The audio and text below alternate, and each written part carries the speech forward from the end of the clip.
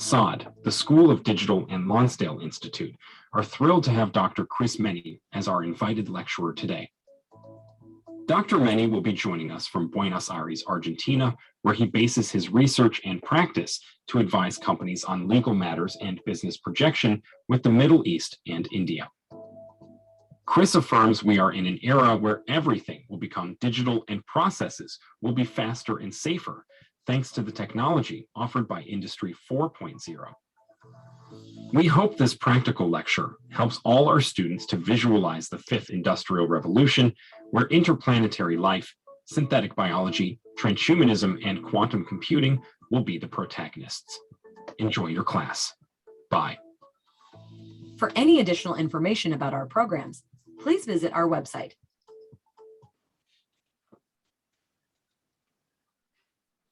All right, welcome, Chris. Dr. Chris is someone that has been working a lot in the last few years about everything that is new.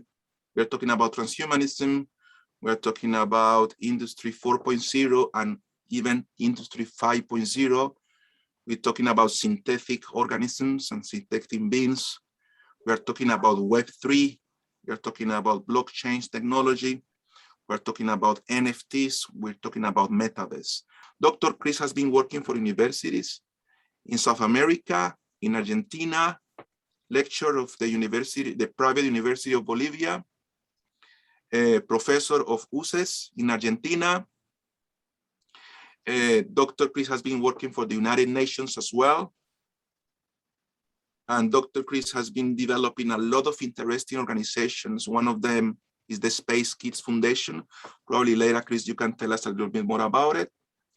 But without more preambles, Chris, welcome to this classroom.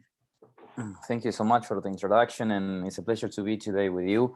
And to start, I would like to say that we are having a huge problem here because, as you said before, this is not just only for a few, this is only for all of us. And when I say for all of us, it doesn't matter if you are in Australia or in Spain or Argentina or whatever. I'm sure that everyone really know about the situation in terms of metaverse, in terms of artificial intelligence, and how those technologies are going to affect our lives in the coming 5 and 10 years. So the last 200 years, we had 3 industrial revolutions, right? But in the last 10 years, we started with one of the biggest challenges in our life, and it's the Industry 4.0. Jeremy Rifkin was the creator of that industry, and after several years, after 10 years that he created this concept in Germany, the World Economic Forum showed to the world that this Industry 4.0 is going to be the fusion of physical, biological, and digital transformation, and it's going to be like a unit of those 3 things.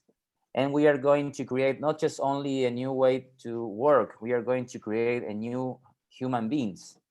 And for that, we need to be prepared in the way that we need to transform our mentality, our structures, our ideology, because otherwise the situation is going to be so complicated for the people who already have the structure in their minds. And when I say a structure in our minds, in terms of, for example, everyone have a nationality, a culture, their preference. So we know exactly how technology is going to be in the coming 5 and 10 years, because we read the newspapers, we watch some activities on YouTube, for example, or we can apply in different activities. But the most challenging thing here is know how technology is going to be in our lives. The challenges here is how technology is going to affect us and how we are going to work with the technology, because we have to hybridate with the technology, because if we don't hybridate with the technology, technology is going to replace us. And it doesn't matter if you are a lawyer, an architect, or a journalist, whatever. And it doesn't matter your nationality or your culture or even your degree, because this is going to affect now, and in the coming 4 years, we are going to see and I am not the only one who are saying this, after the World Economic Forum said that in 2025, we are going to see that the same level of works driven by humans are going to be the same works driven by robots. So we are going to be equal in chances, right? The problem that we can see, not just only in Latin America, I would say that in general, is not that we are working or not with the concept of artificial intelligence, or if we are programmers, because now to understand how to program is the same like 20 years ago when we knew that if we don't speak English, you are going to be out of business, or you are going to be out of being a professional guy, right? And if you were born in USA or in Australia and you have the bless to speak English, it's not a problem for you. But if you have the chance to born in Argentina or in Latin America in general, the situation is going to be difficult because not too many people can speak an English as us, for example, right?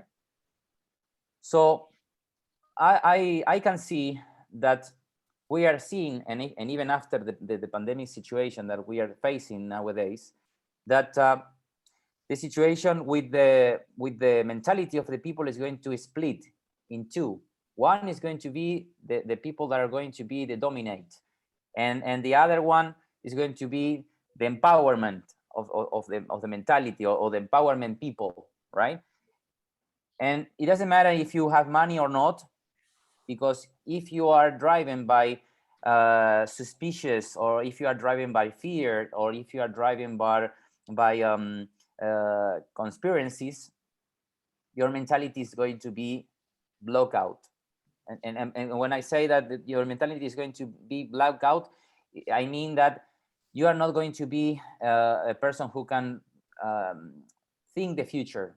And now we need to think the future, and we need to analyze, because now we are not workers of the knowledge, because the knowledge is liquid. If you compare, for example, 100 years ago, and we saw, for example, how the knowledge duplicates, the knowledge in that time duplicates every 100 years. And now the knowledge duplicates after 3 months. So when I say this because it doesn't matter if you're a lawyer or an architect, because if the knowledge is duplicated after 3 months, the knowledge that you have today is getting obsolete after three months. So this is a huge problem, because if you want to consider that you are a professional, or if you are someone who have the potential to drive a company or manage your personal career, you need to take care of your mentality and your attention, because your attention is everything. Your time is everything. How do you use the time? Because if you use most of the time to watch Netflix or post nonsense on social media, your attention is not going to be on the group that is the rulers of the new era that we are entering. And we are seeing that the new economy that we are going to have in the coming 10 years from now on is the economy of the metaverse. Because in the last 200 years, our economy was at the beginning the material economy, the physical economy. From 2010, we start seeing that the new economy was the social media economy. Some people say Web 2.0, right? And this Web 2.0 give us the opportunity to think how is going to be Web 3.0. And this Web 3.0 is going to be that you are going to be the ownership of internet. But at the same time, artificial intelligence is going to be the ruler, because we are seeing how we are having the problem that we are not communicating as human beings each other, and artificial intelligence is duplicating the knowledge year after year, even more than the Moore's law. So the situation, as the CEO of NVIDIA the other day said, In less than 3 years, we are going to have supercomputers that is going to have the opportunity to process information per second, not twice or 10 times more than our brains. It's going to be more than 20 times our brains. At the same time, our attention is getting obsolete. Our way to see the reality is getting dark because we are not seeing the future, because we are not working to see the future. We need to understand how it is going to be our lives. We need to work our mentality, because as I said before, if you want to have success in this new era, you have to focus not in the mentality that you have in your brain. You have to focus in the mentality that you have in your heart, because in your heart, you have the intuition, you have your passion, and you have the connection with you. In the last 5 years, some experts in Spain, in USA, they discovered that the intelligence of the heart is a new intelligence for this new industry that we are going to have. And that we see from the last year, especially, we saw that Industry 4.0 is mixing with Industry 5.0, because the pandemic situation forced us to stay in our home, to do everything through a laptop or through our cell phones, and we are losing our human skills. And some people say that those soft skills are for new works. No, those soft skills are not for teenagers. Those soft skills that recently Oxford said that they are not related with soft, they are hard skills, because we necessarily require those hard skills: resilience, the intelligence of the heart, the emotional skills, how you are going to have the empathy to work with others. So those hard skills are going to be necessary to drive a company, or even if you want to be a professional, because you need to be prepared for the future that is going to be like Francis Bauman, the author that he made a book that everything is going to be liquid, and he was right. Everything is going to be liquid, but the human skills are going to be our tool for this future that we are facing from now on. And as I said before, something that is really related, because as I said that we had two economies, right? The first economy was the physical economy. From 2010, we have the digital economy, and now we are entering in the metaverse economy. And the metaverse economy is related with Web 3.0 and 3.0 industry. Is going to be blockchain, virtual reality, augmented reality, and Web 3.0. And metaverse is going to be the relation with those technologies, right? Yep.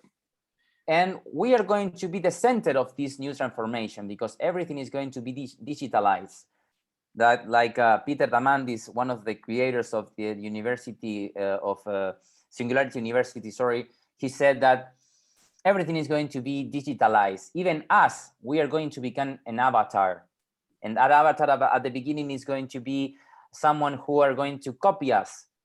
But in 30 years from now on, or even in less time, we are going to see that avatar can develop a consciousness, because this avatar is going to use artificial intelligence, and we are going to use immersive technologies, that those immersive technologies are going to replicate us in a virtual in a virtual person.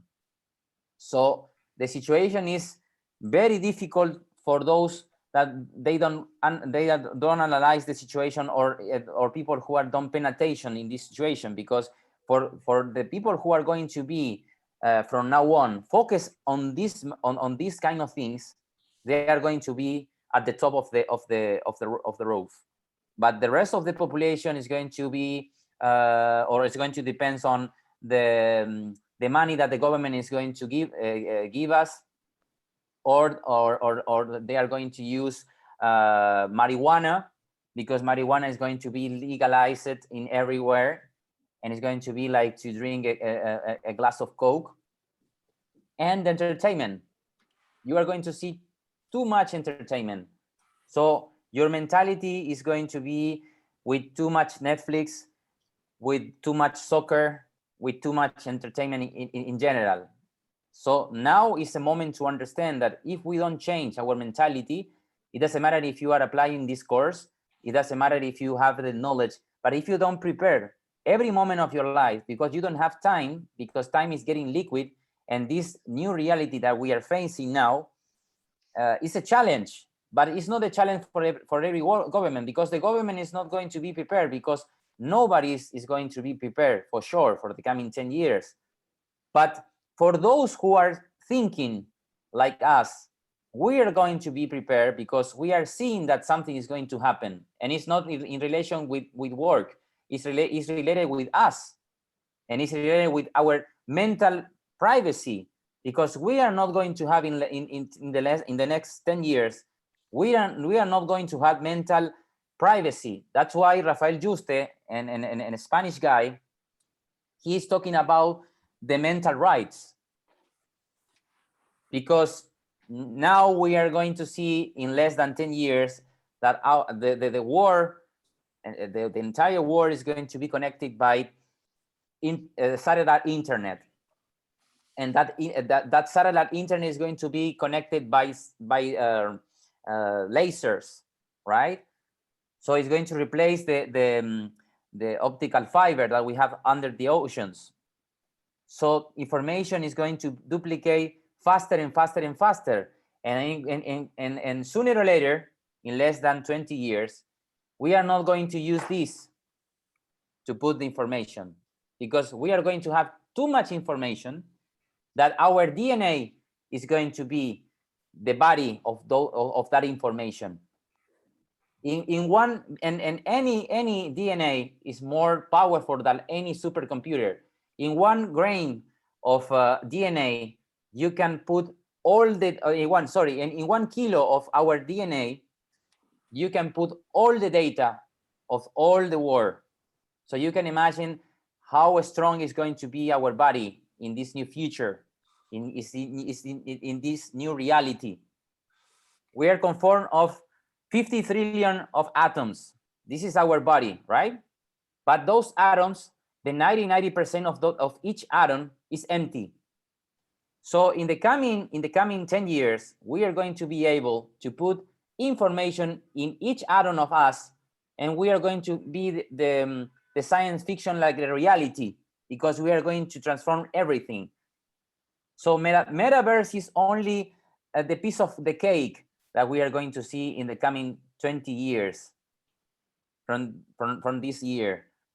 But the situation is how we are going to be prepared in a mentality way, because there are not too many people that are thinking in this situation, and it's so problematic, because especially, for example, in the case of Latin America, I'm going to put my place, Latin America. From Mexico to Argentina, only less than 1% of the population already have a degree in technology. And we have only 1 million of people who have a degree in technology. So the problem for Latin America is the same or even worse than Africa, for example. But it's not a problem to study or not technology. The problem is the mentality, because if you don't have the resilience, if you don't have the skill to learn every day and see that this information is getting liquid, so you need to learn and forget. Like Alvin Toffler said once, the mentality or the intelligence of this new era is going to be for those who can learn and then forget. That's correct. This is the success of this new era that we need to take care of. So if you have something in your mind that you can consider that you are a professional, forget about this, because nobody is a professional in this new era. Nobody. Because like exactly, because of the knowledge. Because the knowledge is liquid. Yeah, Right. and it's growing exponentially. You were talking about the Moore's law that was developed in 1965 by this individual that was working with Intel. Right. And the microchip was growing twice in terms of capability every 2 years. I think it's the basic concept of the Moore's law. And now we are growing even higher than that rate. So it's not exponential anymore. We are getting to a point in which we are using the capabilities of quantum computing to grow dramatically, even beyond exponential growth. So then probably later we can talk about singularity and the implications of it. But until this moment, Doctor, I would like to do a short, like a resume of what we have discussed, just to make sure that everybody has understood what has been discussed. So first of all, you told us this is not discriminatory. This is not like technology thinking about you are 12 years old or you are 45, or you are from South America or you are from Europe, or you are black or you are white, or you are gay or you are straight. The technology doesn't care. It's not about that. We shouldn't put that as the reference in order to assess the situation. This is about all of us. Yeah. So we should detach ourselves from our personal perspectives in terms of what we as beings in order to transcend to something else, because it's not relevant what is our particular background in that regards. It's just, all right, this is going to touch us and it's going to touch us equally. And you talk a little bit about the equality of opportunities that it brings in terms of humans and robots, we having the same access to these opportunities, which is something that scares me a little bit. But anyway, you have something very, very solid about it. We should analyze things not from our mind, but from our heart. I reckon we have lost Dr. Chris. Let me just check. Yeah, probably we lost him. He should be connecting soon. All right. Wow, guys, this is quite extraordinary what is going on, isn't it? Like the level of knowledge that this person has today is just phenomenal. So in the last 200 years, 3 industrial revolutions, yes, but only in the last 10, only in the last 10, the 4th industrial revolution. Yeah. So that is quite extraordinary how we have been moving that fast in the last 10 years. Something that I want to discuss again, Dr. Chris, is how important it is for us to change our thinking, eh? How important it is for us to be curious, to be open to different alternatives, to challenge the status quo, to be okay with uncertainty, to be okay with exploring. So I reckon that that is something that I want to highlight as well. Equality of opportunities for humans and robots, how that is going to change the workplace. You told us programming is the new programming is the new English, isn't it? So the importance of people probably not learning programming to the level of developing their own code, okay, but understanding the basic languages, understanding the dynamics of how programming works, understanding which is the company that is doing well in that area, understanding or knowing who is the person that is developing research in that area could be good enough. What is not good enough, what is not good at all actually, is to think, all right, programming, that is not something related to what I do. Because it's not about your profession, as you will say. It's not about, because that may not be enough in the future, because knowledge is changing, it's being reevaluated every 3 months. So it's not about knowledge. That is not going to give you the competitive advantage because it becomes obsolete in a very short period of time. You were mentioning about 3 months.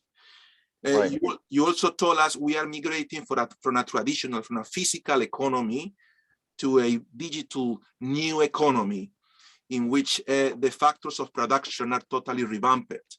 I talked one day to my students about it. In the traditional economy, we have important factors, like, for example, capital, access to capital. Now is, well, how can we access to knowledge in order to somehow minimize the effects, the negative effects of someone not having access to capital. How we need to change our perspective in terms, all right, I don't have access to machinery, to industry, but I have access to computers. I don't have access to labor, people working for me, but I have access to people working with me, collaborations and alliances and networking. We don't have access to land because it is expensive and it's just for few, but we have access to softwares. And every time these new developments are more accessible to people because of economies of scale. We can access something today that is $40, and 5 years ago it was probably $400. But you know, like people can have Adobe Master Collection for $20, $30 per month if you're a student. 5 years ago, that was probably $2,000. So we are experiencing all these changes, and we need to transform our mentality to be able to play that new game. Right. Go ahead. To complete the thing that you are saying, I would say that we are facing a new globalization, right? Because in the last 200 years, especially after 80s, we saw the globalization of the markets globalization, but now we have the globalization of the intelligence. And the globalization of the intelligence is going to be possible for two things. One is related with Web 3.0. That means that you are going to be the ownership of the internet, not the tech companies that we are seeing now that they are playing with our data. And the second thing is in relation with connectography, and connectography is related with connectivity. So connectography is going to be the new geography of the world. So you are going to see these kind of scenarios that we are connecting because of our brains, and we are connected because of our brains, because we have the connectivity. That's why we have several people from different parts of the world talking about this today.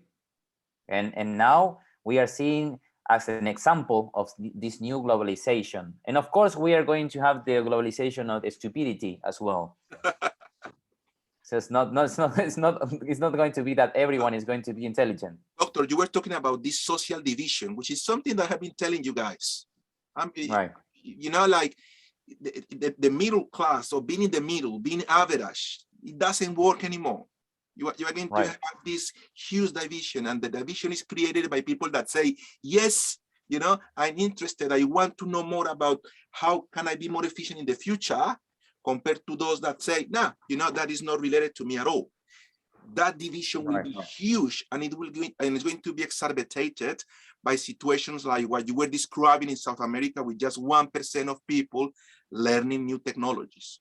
I mean, this is a situation that we need to change. You guys, and I have been telling you, we are studying project management, we're studying business, yes, but if we are not studying technology at the very same time, the program doesn't make any sense.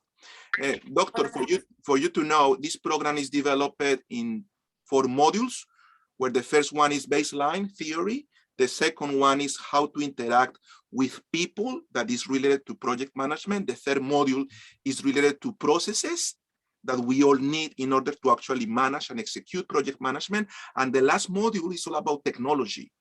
So for us, it is critical that if we are teaching a student skills, those skills have to be copied, have to be measured in terms of how you can execute them in a technology environment. Otherwise, it's not going to make much more sense in this future that we are experiencing now.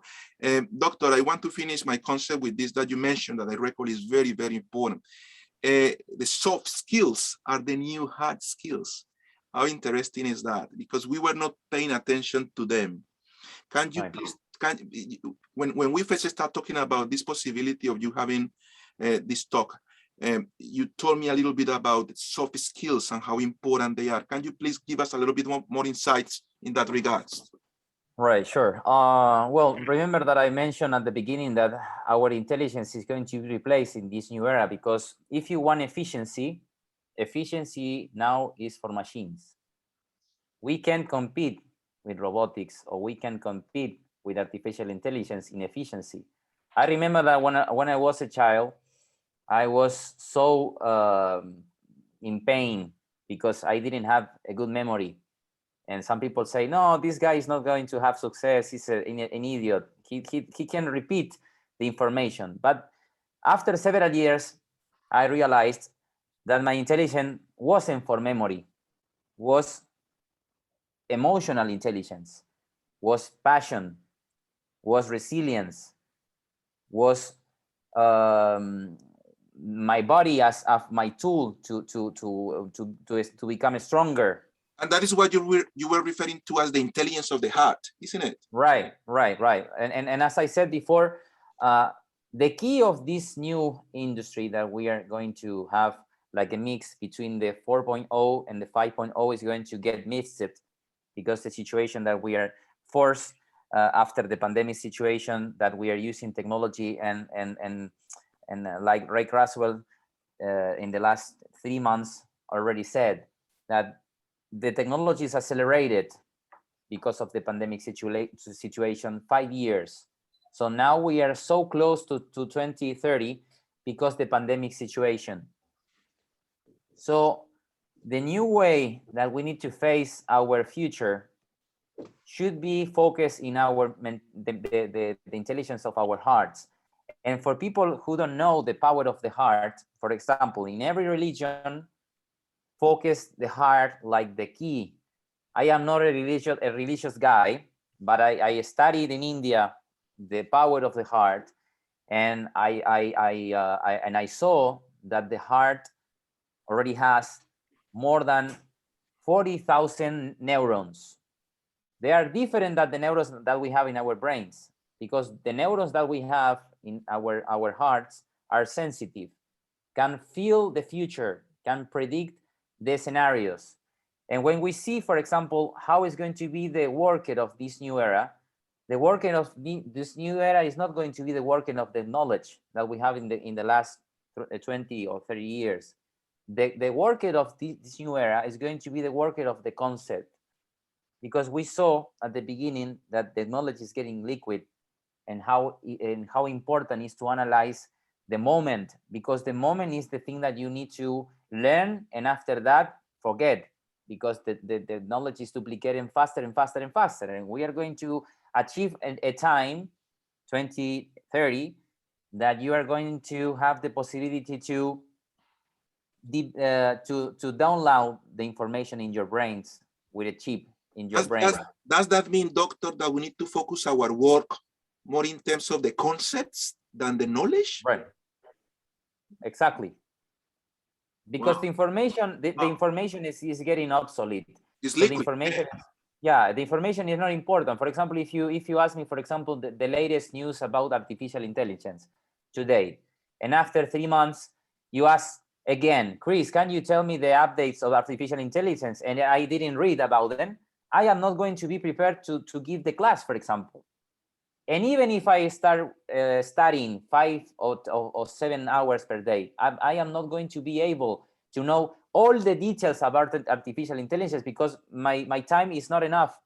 I will require 176 hours per week to be prepared. And you cannot compete with the artificial intelligence being that can process information at a crazy scale compared to what we can do. So guys, please pay attention to this concept. Please, everyone here, Alejandra, Oyu, Wins, Kanji, Lance, Richard. This is critical. We need to focus on the concepts that we are discussing today, not in terms of the knowledge. We were wrong. Hey, it's not about learning for the sake of getting knowledge, because in 3 months, that knowledge is gone, it's obsolete. You cannot compete with the machine in terms of computing that knowledge. It's not the way. Listen up, schools, traditional schools are still, and they're supposed to be the axle of change, but they still keep pumping information in obsolete ways. Right. How ridiculous it is, eh? So it's not about it. Because if you try to develop your competitiveness based on the amount of knowledge that you have, you already lose the game. Yeah, it's about our emotional intelligence and how can we differentiate ourselves from the synthetic beings and robots and all of this by coming back to our roots that are connected to our hearts, our passion, our instinct, our love. Oh my goodness, doctor, this is really, really critical. I reckon that if we can tap into this, definitely we are going to be more competitive tomorrow. So, wow, Right. Thanks for sharing this. That's amazing. Sorry, you so can I much. ask a question? Please, Ale, go ahead. Yeah. So if knowledge is not going to be like the critical part to hire someone, because right now it is, like the experience and knowledge is what you take care about right now. What's gonna be the way to, like, what's the thing that you have to think about when you're going to hire someone, or how's the way that we're going to earn money if it's not about our knowledge? Well, because it's a simple answer, and thank you for your question. It's a simple answer because Elon Musk recently said that universities are useless. Universities and degrees are useless because you need to be subscribed in a knowledge if you want to be prepared for this new era that we are entering. So I assume that everyone in this room have access of internet and at the same time have Netflix, right? Well, you need to think that if you want to be prepared in this new era of work, you are going to be required like the subscription of the knowledge. So you need to pay no for a course, you need to pay for your entire life. This is not because I remember that I was became a lawyer. I thought that in my entire life I'm going to be a lawyer and nothing is going to change. And after 5 years, I was in Dubai, and after I graduate as a lawyer, and I saw that my profession is going to be obsolete in less than 15 years. So I said, oh my God, what I'm going to do? Because I was prepared 7 years of my life studying for become a lawyer. And now I know that I need to reskill all the time my activities and learn and forget and learn again. And if you want to hire someone, the first question that you need to ask this guy or this lady is, what is your passion? Why you want to work with us? Why? Because in Google nowadays, if you want to enter in Google, they are not going to ask you if you have a degree. They are going to ask you, what is your goals? When you wake up every morning, what is your vision of you in 5 years? What is your vision of your family in 5 years? What are your passion? What are your motive to be alive? So if you can answer those questions, well, it doesn't matter if you have a PhD or if you have a master in whatever. So that's why Elon Musk says it doesn't matter the titles. Today, experience is a rock in your back. Experience is useless. So it doesn't matter if you have 20 years of experience in one company. I don't care, because I'm going to see you in person. I'm going to see your hard skills. If you can work in a team that most of the people are not in the same condition of intelligence like you, for example, and I'm going to say, well, how she's going to be how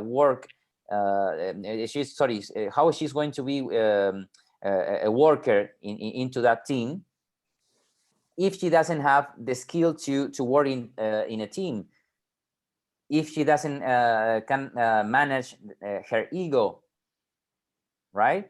So the situation is very complicated if you don't reinvent our mentality, and if we don't use the knowledge that we need to use now.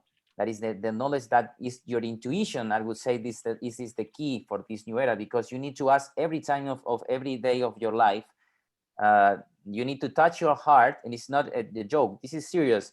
Great Braden, a guy who always talk about the intelligence of the heart. This guy says, you need to touch your heart, and when you touch your heart, you can feel how you are feeling now, and and why it's so important to think how you feel, because you can think and decide it depends on what you are thinking and you are feeling. And you need more than ever to be someone who your way that you think, the way that you speak, and the way that you feel is a connection with those three things. Because if you don't have, yeah. No, I was saying thinking, speaking, and feeling, they have to be connected. Yeah. Right. Because if you are not connected with yourself, probably artificial intelligence is going to dominate you. Yep. Sorry, Yeah. last question there. So do you think that like people that are going to invest or are investing right now on personal growth and like try to know themselves better are going to be more successful there, rather than Right. people think that this is not something really important right now? Like there's a lot of people that when you see them, you know that they don't know themselves. They're just working like horses, money, money, money, money. But when we get there, they're going to be a little bit lost because they actually don't know what they want. Yeah, but see their wealth in the coming 5 years, because now we are not suffering about stress. We are having the acceleration of the thoughts, and this is the new problem, the new problem that we have already nowadays. And at the same time, yeah, you can earn money, but if you don't take care of your soul, of your feelings, and of your intuition, artificial intelligence is duplicating every year the knowledge of biometrical identity of everyone.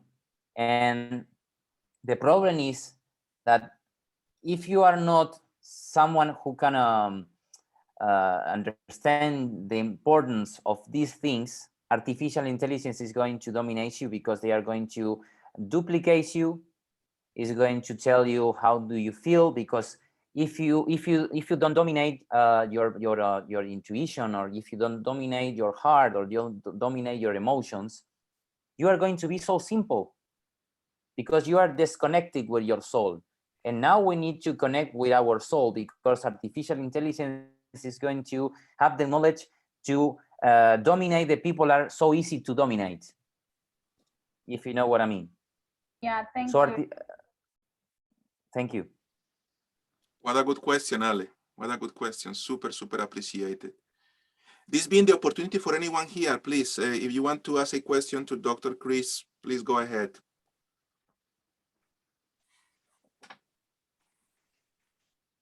Richard, any question that you may have that you would like to discuss? Yes, sorry. Can I, about the topic we're talking about right now, or anything? Totally up to you. Totally up to you, Rich. You can ask me about about this topic or anything that you think is appropriate. Yes, go ahead. No worries, man. I was just curious about the problems that we think we have that are going to be solved with quantum computing. Okay. Well, quantum computing is going to be the key for the super artificial intelligence, because with the hybridization of artificial intelligence and quantum computer, we are going to have a quantum brain, but a quantum artificial brain, because our brain operates like a quantum computer, right? But if you see an artificial intelligence today, it's not so problematic to be worried about. But if you mix artificial intelligence and quantum computer, you are going to have a super artificial intelligence. And Google, NVIDIA, Microsoft, and others are working for this. Is that something that we should be worried about, doctor? Like, that is the concept of singularity, isn't it? When the technology advances so fast that we cannot even trace how fast it is evolving, so we lost total control of it. So if we have these capabilities in terms of artificial intelligence, and we add to that capability quantum computing, then we have a recipe that we may not be able to control any longer. And it worries me, and just for the thoughts, it worries me a little bit, since we were talking that the technology doesn't really care who you are. The technology doesn't really mind what is the role that you're playing at that very moment, because at some point you are a little bit irrelevant to that, like venture, that travel that they are undertaking. Just to give you an example, and I reckon it was Elon Musk, the person that talked about this particular example. There will be a point in which, artificial intelligence will not care about us, just like we don't care about the ants when we are building a road, a highway. We just understand they are there, but we don't stop the highway, the road, because there are some ants in the ground. So can we get to that point where artificial intelligence is so advanced because of this singularity that at some point they may think, you know what? We don't even need them anymore. We can use them as a source of something, like, for example, energy. Is that too much? Is that too psychotic to think? Or there is a possibility that if we don't regulate, if we don't apply human rights to these concepts, we may lose control of it, and instead of helping humanity, instead of moving forward, actually going backwards? Is there something that we need to be worried about, just like I am today, or no? Yeah. No, definitely we should. Okay. Definitely we should, because if you see in relation with artificial intelligence, is only one problem, because we have another problem that is going to be the transhumanism. People who are going to have in less than 10 years a chip in their brains, and they are going to have the power of the Wikipedia in their brains. They are going to have the power to read your thoughts. They are going to have the power to for example, if they are with some disabilities, they are going to be the first the superhumans. So people who are on a chair nowadays is going to have a superhuman in the coming 10 years. If they this chip in their brains. So in less than 10 years, only with the company of Elon Musk, that we can say that is the only one, but it's not the only one. We have the Chinese companies as well, and they are testing. They are testing this technology even before that Elon Musk. And sometimes we think that only Elon Musk, with his with this company, is working with this. But in China, the Secret Service nowadays is using chips in their brains. So that's why you have the problematic situation in China, that some people are listening some voices in their heads. And this is happening today, not in the future. We are having this science fiction novel in China. It's not just only recollect the data that they are using. They are using the technology through optogenia. Is a technology that through a laser can point you in your brain and can put some information in your brain and can rewrite your brain if they're lied to. Which is very scary. Right. It's an external source will be controlling what you do. Exactly. So now you can check on Google and see some examples about this. I am not joking about this. This is something that is really happening today. We are seeing at the same time that some army like the USA, China, and Russia, they are preparing an army of robots. They are replacing people by robots. and those robots are going to be autonomous. They are not going to be driven by people. In general, the 30% of the army of UK, for example, in 10 years, 30% is going to be robots, and the rest are going to be superhumans with the power of see with well, with something specific in their eyes to see in darkness, for example, or see colors that our eyes can see. Yeah, with, there is a company in Boston, Massachusetts that is called Boston Dynamics.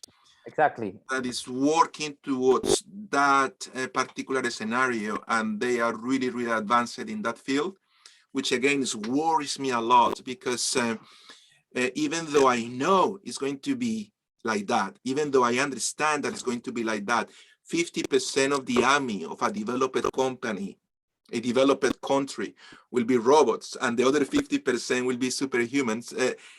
Even though that worries me, I am very, very critical with some of the developments that are being done by this company, Boston Dynamics, since we are being prone to a possibility, which is our autonomy will not be managed by ourselves, not even by our close family members or our government, but by an artificial source, which could be a artificial robot army police officer that has everything but not a heart, which is the antithesis of what we were discussing before, since it is the heart what makes us humans and what makes us special if we compare with those artificial and synthetic beings. So, wow, that is a call to action, isn't it, for us to start thinking about some possibilities at legal level. Can you tell us a little bit about your work in Argentina, Dr. Chris, in terms of exploring how human rights should be protected in the metaverse? Because I heard you talking about this in one of our previous meetings, and I was surprised by having someone that close to me that is actually working on that field, because I reckon it's critical. I reckon all governments should be having a team right now that is organizing a legislation for us to be safe and for us to somehow conserve our human rights in Web3, in Industry 5.0, and also in the metaverse, which will be the channel. Can you tell us a little bit about your research in that field? Right. Yeah, nowadays I am promoting here in Latin America, and especially in Argentina. 2 weeks ago, I introduced the rights for the metaverse, the human rights that you need to use in the coming years. Because Jason Lanier, he was the father of virtual reality, and he said, be prepared, because metaverse and augmented reality and virtual reality is going to be 10,000 times more addictive than the use of social media. So you can imagine the situation in 10 years of your kids, of your brother-in-law or whatever, that they are not mentally prepared for this new connection that we are going to enter, that we are going to have friends, we are going to work, we are going to have sexual relationships, we are going to do whatever you want to do, but we are not going to have any rights. And we are going to be ridden by artificial intelligence, because once you get into this new economy, yes, of course, you can work, you can earn money, virtual money, you can buy things. But the problem is that you are going to give your energy, give not just only your data, you are going to give them your biometric data. You are going to give them your mental secrets, because once you enter in this new world, artificial intelligence is going to read your brains. Oh my gosh. So this means that, for example, I wake up in the morning and I need to take a taxi to go to somewhere. And just because I'm thinking about the taxi, I open the door of my apartment, I go down the stairs and the taxi is there, because the capability of artificial intelligence will allow the environment to provide that taxi just because I thought about it, because I am somehow connected to that network at deep level. Right. And for example, Facebook is working to put you information in your brain while you are sleeping. So this is serious, because your thoughts are private, in my opinion. As a lawyer, I say that your sometimes, yeah, some people say no, your thoughts are not private. Yes, are not private if you post them. Yes. But if I don't post them, I want my privacy. Yes. I want my desires. If I want to share with you mentally my desires, yes, of course, in 30 years, our communication, through the same condition that I said at the beginning, that the duplication of technology is faster and faster and faster, the way that we speak is prehistoric, is so old, and it's not modern. If you want to have success in this new reality, you are going to have necessary to put the chip in your brain to connect with others, because you necessarily must duplicate the information. So you are not going to have the time, because in 2030, the duplication of technology is going to be after 12 hours. So this is something that is coming so fast, and not too many are thinking about this. And the problem is, yeah, I am willing to give you the data. I am willing to post a picture, but not too many people already know that when you post a picture, you are not the owner of the picture. The company is the owner of the picture. You are not the owner. You are the product of the company. Wow. So you are giving the data. You are giving, for example, pictures. Another example, when you send a picture of you to some lady, right? And you say, well, I'm going to give you I'm going to take a picture, and because I want to give you a kiss or whatever. And you send the picture. The lady or the person is not going to be the first person who is going to see that picture. It's going to be a database in Texas, especially if you are not in China and Russia, because in China and Russia, they have their own internet. But in the rest of the world, all the internet is like a triangle, right? So you are sending a message to me, but I am not going to be the first guy who is going to check that information. The data center of USA in Texas is going to check the information, and then I'm going to receive the information. And every information that you post, every picture that you send, every video that you send is going to be recorded in this data center of Texas in USA. So that's why Yuval Harari says, be prepared, because we are going to have a colonies of data, and we are going to have empires. And those empires are going to be USA and China, and the rest of the world are going to be small villages without any problem. For those huge empires are going to control the data, and not just only the data, your mental power. They are going to have the access of your brain. That's why the war that we are seeing nowadays between China and USA, this is not a game of trade, because they know that things are not important. So what is important in this new era? Space is a new frontier of those countries. Our mentality, the brain itself is their next frontier. So it doesn't matter if you are in Australia or in Malaysia or in Spain or in Latin America, because you are not going to be the empire, because you are not going to have the power of quantum computing. You are not going to have the power of artificial intelligence. You are going to be only a data for those huge empires. So this means that we are not experiencing something like countries are all the same. We have some countries that are very, very special, very unique, very powerful, like China and Russia and India and USA and some in Europe. And we cannot just compare those countries with access to that technology, to that capital, to others that are smaller.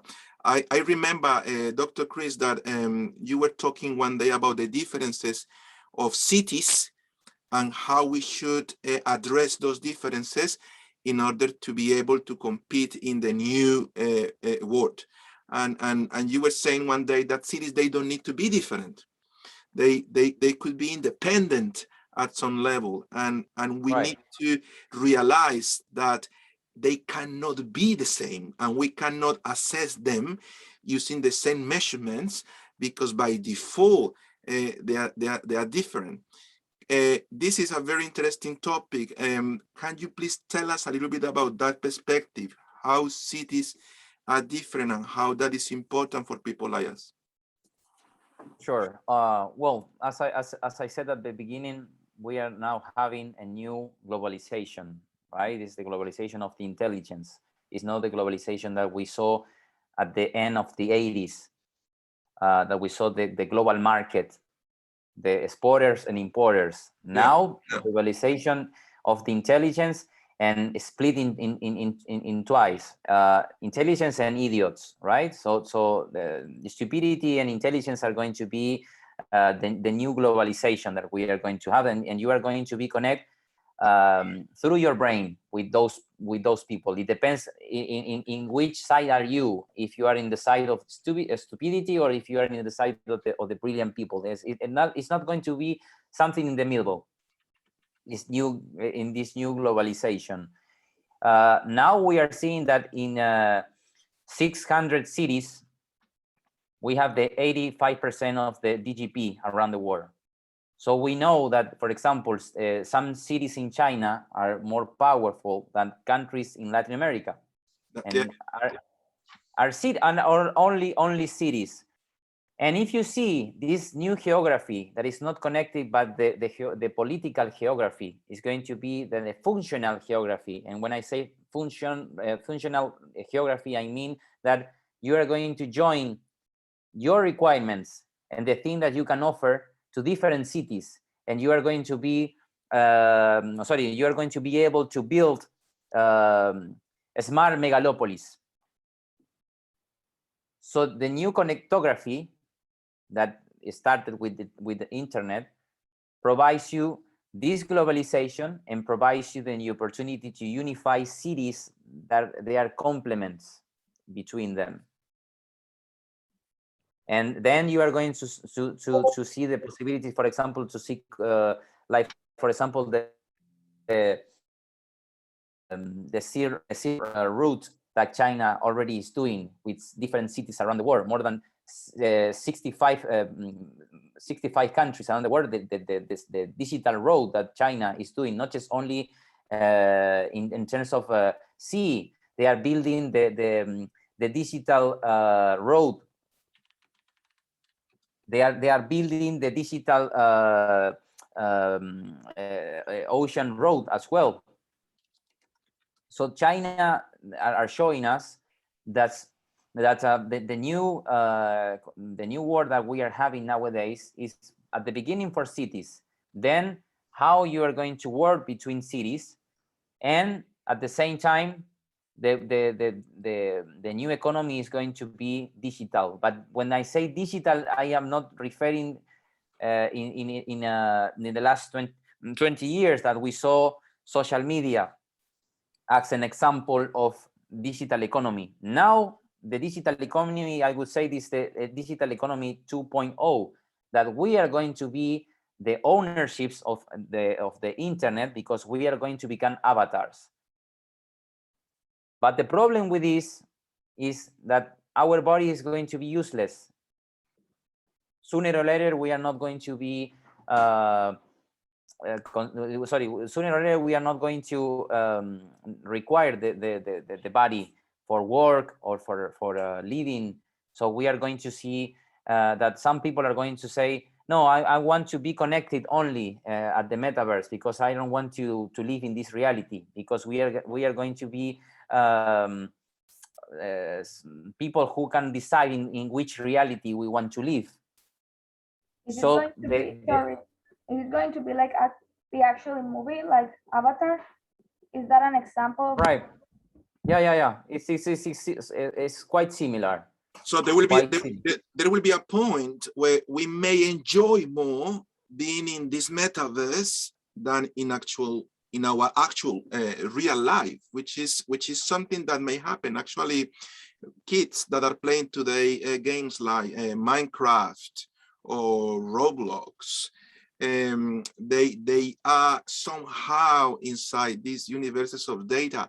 And once you disconnect them to that environment, they actually feel strange in their real, actual physical world.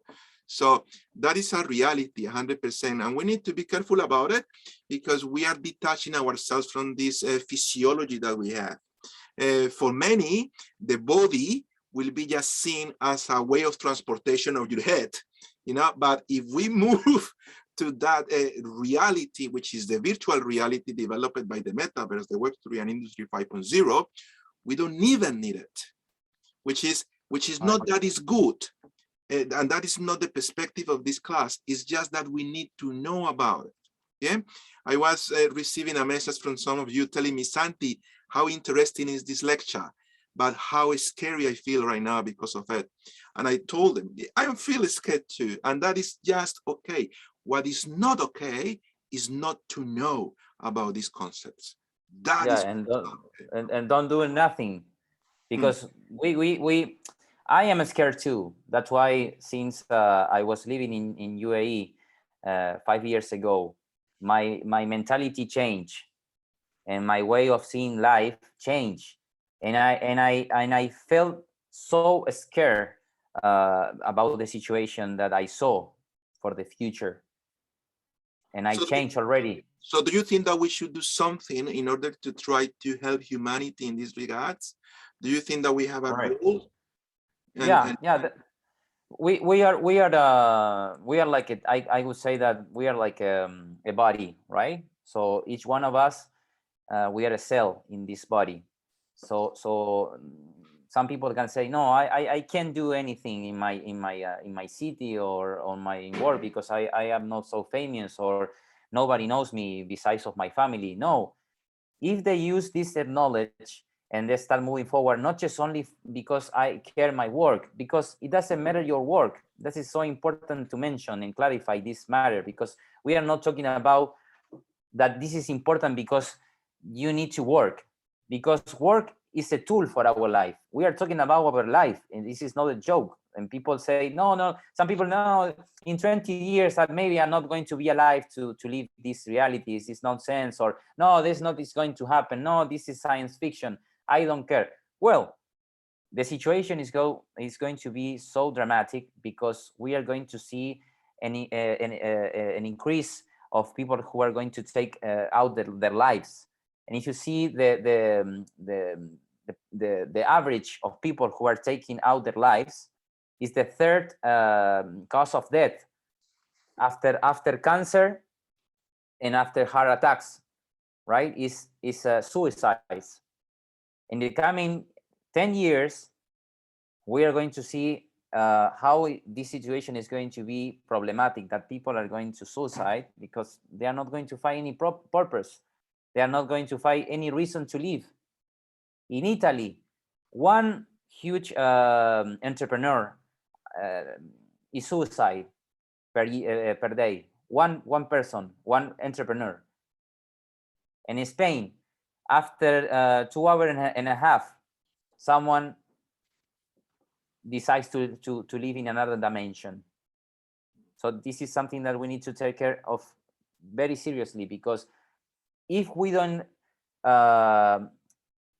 project a goal or a purpose of life, we are going to be lost. Thank you so much, Dr. Chris. I don't have enough words to thank you for sharing your amazing, extraordinary knowledge with us. And even though we just described that knowledge is something that is quite ephemeral, what you have gave us today means tons to our journey.